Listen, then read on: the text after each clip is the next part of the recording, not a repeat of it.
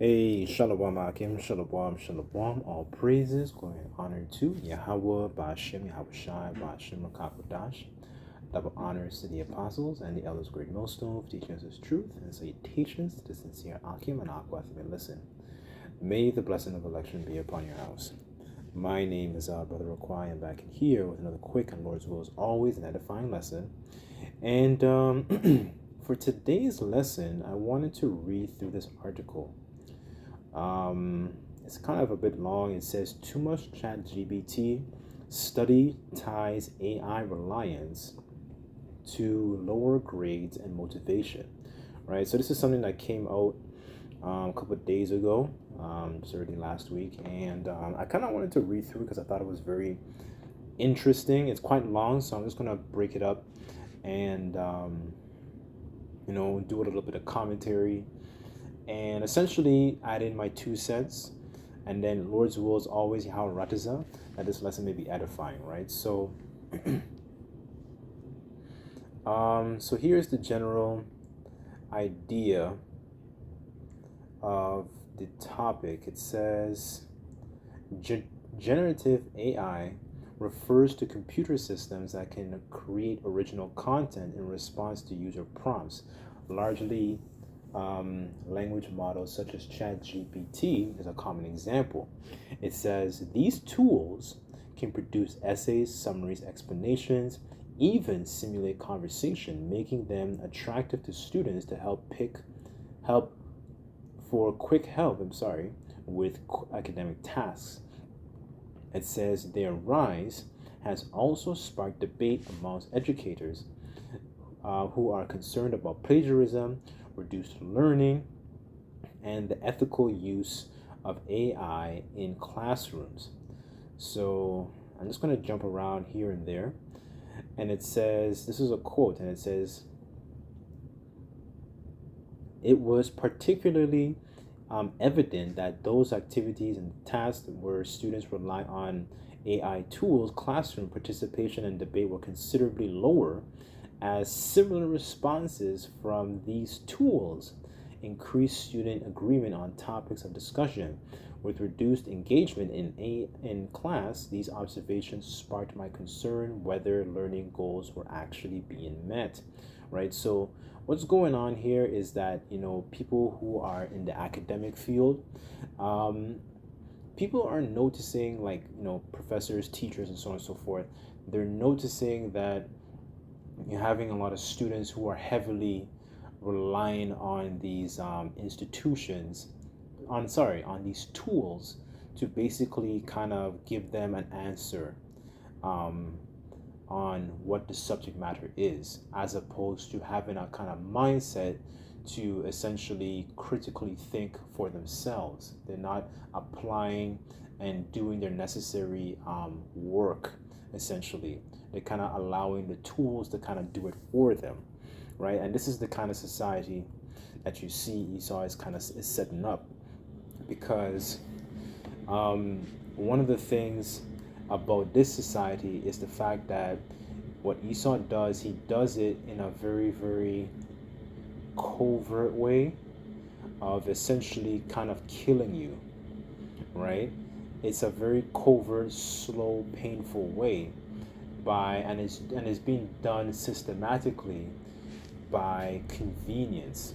So with all this convenience, a lot of people's skills, a lot of their knowledge of how to do things on their own are lost. See what I'm saying? Right? The scriptures talk about the serpent is more subtle than any beast in the field, right? So it seems like on the surface that it looks like it's gonna help you, and to a certain degree it can, but it's also stripping away the people's ability to actually be able to critically think and understand what's going on for themselves, right? So here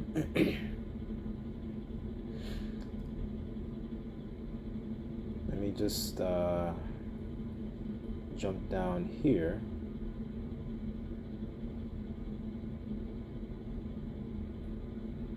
So this is another quote. It says, despite the widespread use, not all students relied on AI use equally. Students who were otherwise more responsible, punctual, and participated in class seemed to rely lesser on AI tools. It says this led to investigate that there are personality differences in the use of these tools. This gap with rising concerns about fairness in grading and academic integrity inspired me for this study. Let me see if I can get some more here.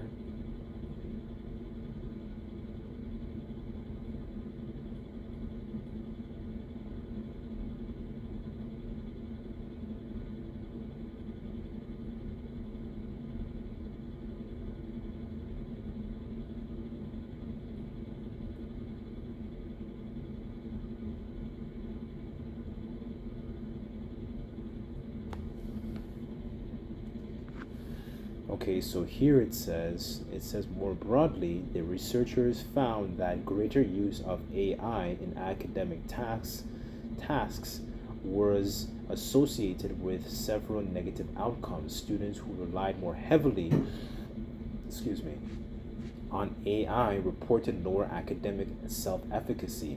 In other words, they felt less capable of succeeding on their own. They also experienced greater feelings of helplessness, a state of individuals believe that effort is futile and outcomes are beyond their control. And additionally, it says higher use of AI was linked to slightly lower academic performance in GPA, right? So what you see here is, a slowly withering away of certain skills that are no longer being practiced, and pretty much you're going into a society where kind of everything is kind of done for you, and they don't want people to be able to think for themselves. The society doesn't it's not a society that encourages challenging the status quo.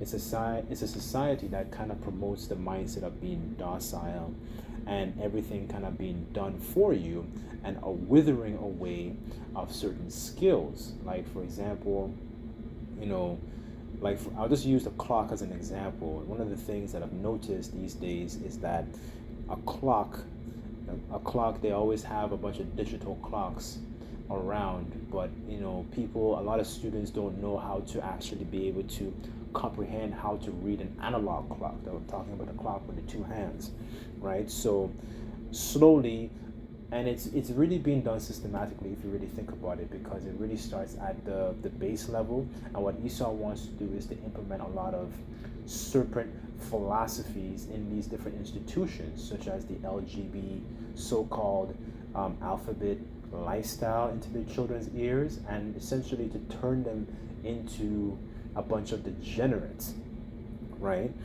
So let me get a couple precepts on this. I was kind of talking for quite a bit because this is a common sentiment that occurs here in the West, especially in America too, when you really think about it, because America is kind of seen as that country that the IQ, I don't want to say the word IQ, but the intelligence of people is normally not seen as in comparison to other parts of the world, right? People in America tend to kind of live in this bubble, and they don't have an understanding of things that are going on across the pond, or an understanding of anything other than what's actually being forced down their throats, which is a bunch of bread and circus, right? So let me go here. So this is since I mentioned that, I want to just touch on this real quick. So this is Jeremiah 50 verse 12, and it says, your mother shall be sore confounded, she that bare you shall be ashamed. Behold, the hindermost of the nations shall be in the wilderness, a dry land and a desert, right? So that mother, you had Britain, and through what came out of Britain was America, right? And when you compare and contrast the sentiment of how people, in Britain versus how people think about America, they're normally ridiculed for being a nation that is extremely stupid and very dumbed down, right? And this is systematically done because going back to there was I forgot what he was, but his name was Horace Mann, and he went to at the time it was Prussia, and he was observing students in a classroom. And one of the observations that he made was that the students there, they weren't really taught to be poets and thinkers and people who were essentially going to be able to challenge the status quo of what's going on. They were more taught to be actual docile workers. They weren't taught to essentially think for themselves, critically think, understand, get their own understanding, right? Be able to have certain skills. And that's another thing also, when you compare and contrast the education that is being taught to Americans versus when you compare education in different parts of the world, it's vastly different. People across parts of Europe and in the Caribbean, for example, they tend to have more of a well-rounded education as opposed to countries such as in America, where people are kind of just like in a bubble, right? They haven't gone anywhere. You have a lot of our people that they haven't left their neighborhood, so all they know is the block, right? All they know is essentially what's being fed to them on TV, right? And now you have AI that's really speeding up the process of things being done for the people to the point where they don't know how to do certain things for themselves. So let me go to the book of Sirach, because a major part of this is the withering away of those skills, being able to dig up and find information for themselves. And that's pretty much what Esau has the people doing, and he's slowly showing, and what's the word I'm looking for, he's slowly implementing those habits into those schools to the point where these students essentially can't discern and think for themselves and go and get the research for themselves to acquire their own understanding. And one of the things our apostles and elders are always encourage is the fact that to essentially go and not get the research, but try go get your own understanding and be fully persuaded and get with all that get understanding, right? To essentially do some work, right? Do your lessons and your reading and so on and so forth, right? So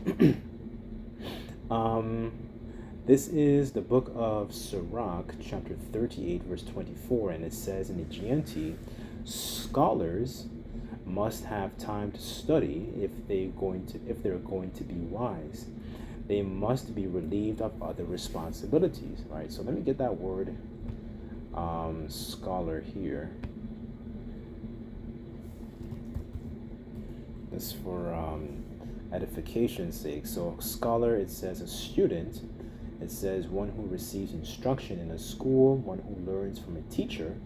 A pupil, a scholar, from the Latin scholaris, of a school. Latin, it says schola, meaning school. So a student who receives instruction in a school.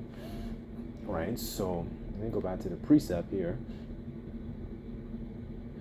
Verse 25, it says, how can any farm hand gain knowledge when his only ambition is to drive the oxen that make them work, when all he knows to talk about is livestock? He takes great pains to plow and straight furrow, and will work far into the night to feed the animals. It is the same with the artist and the craftsman who work day and night engraving precious stones, carefully working out new designs, right? So, essentially the studying process is very, very similar when you think about the blue collar, I don't want to say blue collar work, but for those terms I'll use blue collar work. It's very, very, there's some parallels there in the attitude, So when it comes to studying, these students are losing those abilities to be able to, kind of dig up the information and go through the research and filter it out and so on and so forth. They don't have those abilities. Those abilities that they had are being essentially being withered away. I'll give you an example. I remember, for myself, I remember when I was in school, in, like, for example, in the Caribbean, one of the things that we had to do in primary school, we had to have mental times tables. So we had to be able to write out times tables without using a calculator. So it would go from 1 times 1 to 12 times 12, and you had to be able to do it mentally. We didn't have calculators, right? So there is a labor that's required to be able to do those things. And these students here, they don't, it's a very, very dumbed down generation, and AI is dumbing them down even faster. Esau's dumbing down his generation, because when you have a dumbed down generation, they don't have the capability or the mental faculties to question what's going on and be circumspect of the times that they're living in, right? They kind of just accept the status quo without challenging it, right? So it's very, very similar to when you think about I don't want to say blue collar work, but when I say blue collar work, I mean, like, I'll use gardening as an example, because in gardening, sometimes what's required is sometimes you have to be on your knees. You're in the hot sun. You have to dig up soil. You got to use certain tools to break up the soil. Sometimes the soil is dry.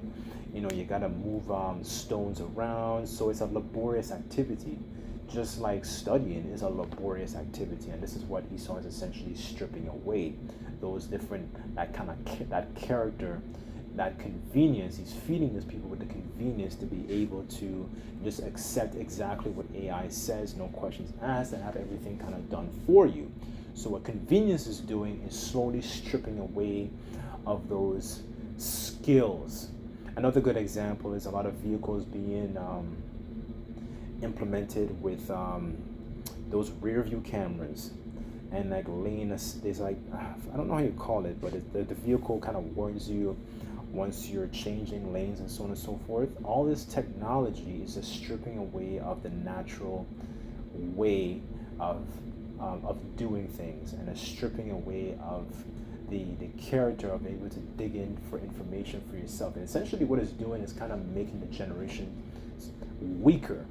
The people are becoming a lot weaker through this convenience, right? It's the same thing with animals if you think about it in a zoo also, because the animals being trapped in a zoo, they lose their ability to kind of hunt for themselves.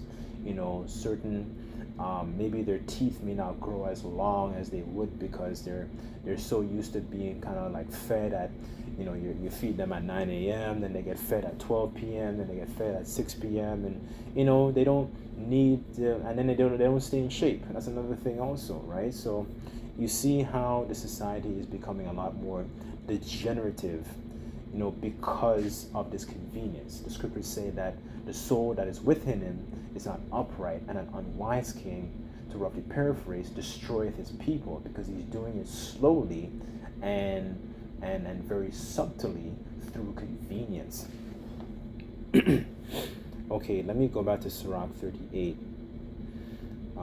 This is verse 28, and it says, "It is the same within the blacksmith at his anvil, planning what he will make from the piece of iron. The heat from the fire sears his skin, and as he sweats away the forge, the clanging of a hammer deafens him. And as he carefully watches the object, he is working take shape." It says he takes great pains to complete his task, and he will work far into the night to bring it to perfection.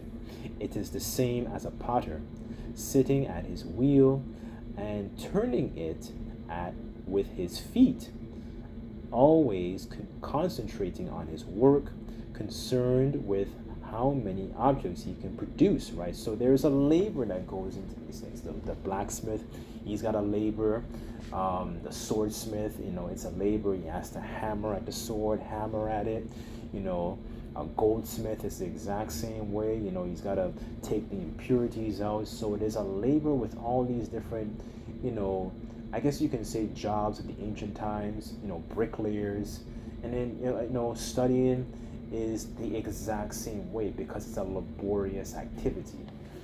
As a matter of fact, let me get that word laborious.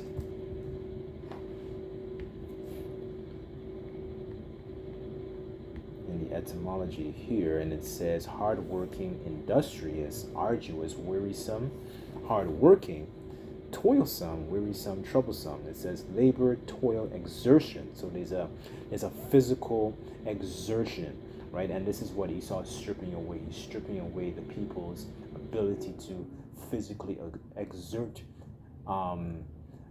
energy and to essentially accept the convenience of what is being fed to them. It says costing much labor, burdensome, resulting from hard work. So it's hard work, right? It takes a wear on you, whether you're doing a physical job or you're doing the studying also, because in the studying portion, you got to go into Greek words, you got to go into Hebrew words, you got to know, some Latin, you might know another language, understanding the history. The apostles always talk about the history, understanding the history to know the mystery, understanding the technology of how technology was back in the ancient times to kind of essentially get more, meat off the bone and get more understanding of the climate of the things that were occurring back in the ancient times as opposed to now, right? So it's I remember the Apostle Bar, he did a lesson recently, either it was 2 weeks ago, about some quote somebody said about a Bible's on a lazy man's book, and it's true. It's very, very true, right? Because there's always something to kind of like, pull out. There's always more information. There's always more understanding with one precept. It's living waters, right? Let me see if I was done on that.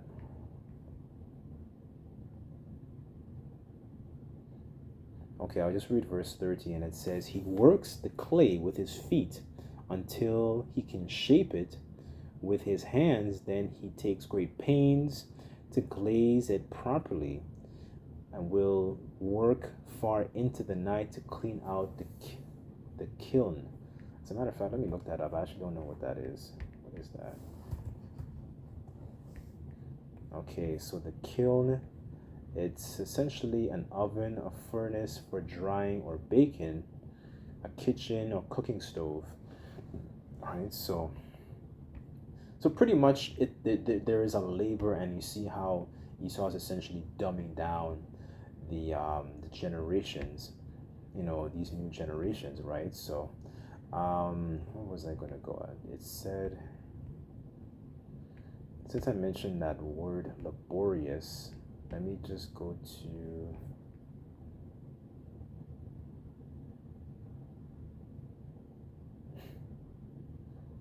this is Sirach again, chapter 7, verse 15. And it says, don't try to avoid farm work or any other hard labor, for the Most High Yahweh Bashin Shai has given these jobs to do, right? And that kind of attitude is what you see the people in the world, they don't have. So they don't have that kind of attitude of being a hard worker, right?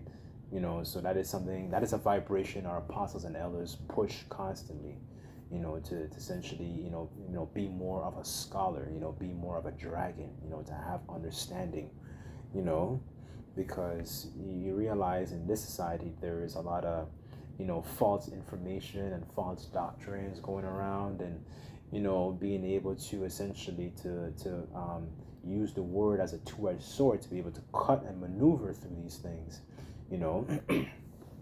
because we live in, a place where people believe in all kinds of things, right? So I just wanted to get an account here, because you see in the ancient times, you had individuals that were very knowledgeable in certain things, right? And when you think about it, with this AI generation and this new generation, I think they're we call those people Gen Z or whatever, and Gen Alpha, I think, is the generation after them. They're essentially being so dumbed down where they don't understand how to do things, for themselves, right? So, and in ancient times, you had a very different contrast. You had people who actually worked, and doing particular, um, you know, duties, laborious work, so to speak, right? Like, Apostle Paul, he was a tent maker and he had disciples that were fishermen, right? So you see a strong contrast. People don't, because they don't do those things anymore, they live in a society where everything's kind of provided for them. There's no need to essentially learn those things. There's no zeal to essentially become somebody who's trying to learn any of these things. It's just a lot of bread and circus and distractions and just a dumbing down and a and a withering away of these different skills, right? So I just wanted to read this real quick. This is Second Chronicles 26.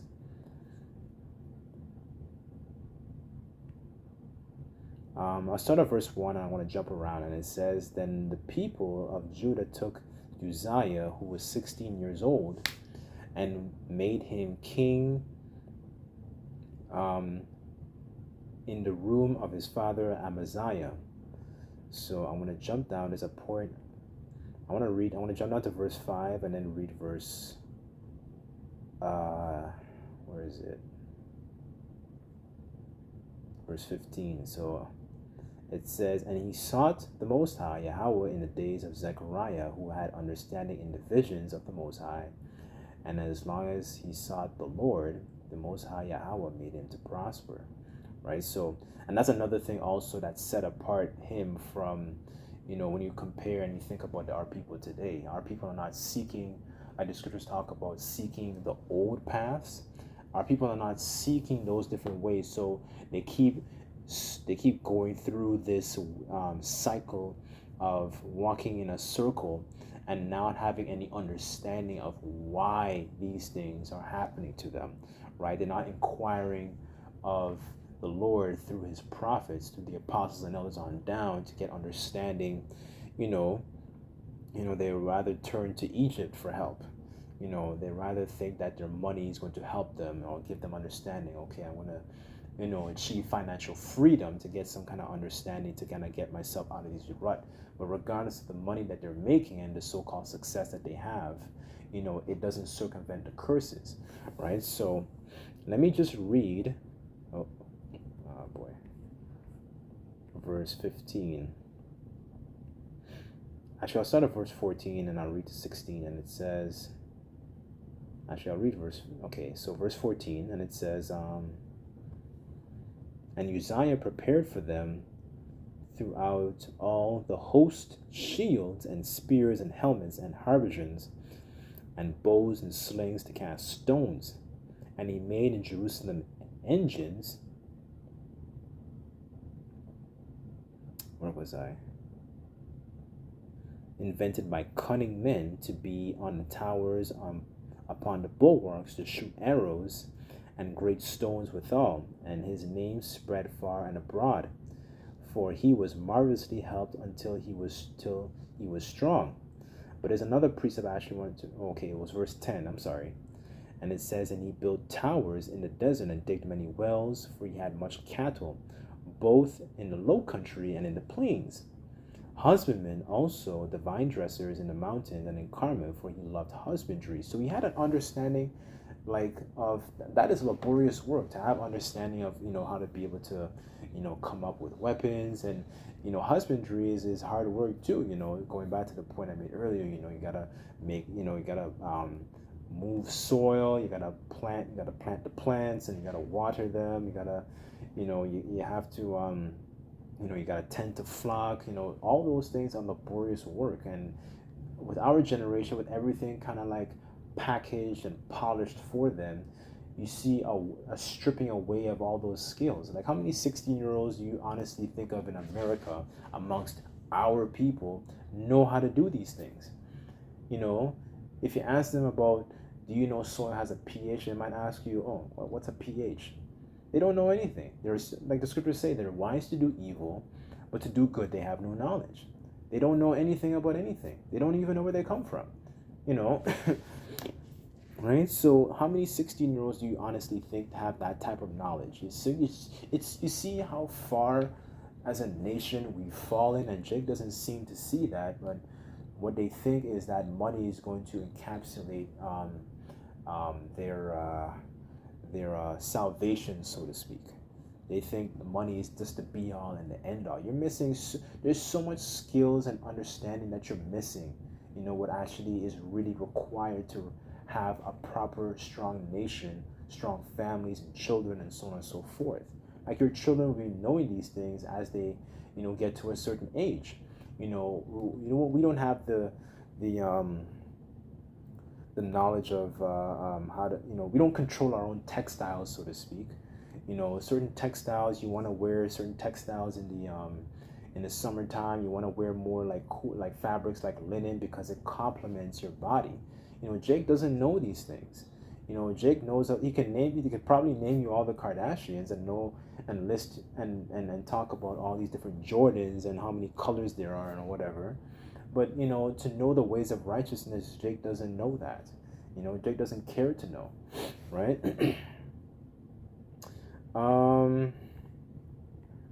That's pretty much it. I guess what I'll do is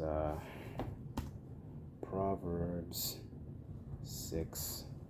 I guess I'll just close off with this one. And it says Proverbs 6:6, and it says, "Go to the ant, O sluggard, consider her ways and be wise." Right. So the ant, although it's been a small animal, it's an animal that is an extremely diligent and hardworking type of creature. Right. So what you see is, through our apostles and elders on down, they push that vibration. But you see that same sentiment is Esau doesn't push that upon his own people, right? Because he's all about trying to create a nation of workers rather than thinkers, right? So anyways, I've rambled on quite a bit, but I sincerely pray and hope that this lesson was edifying. I'd just like to give all praises, glory, and honor to Yahweh Bashim Al Shai. Until next time, I say Shalom.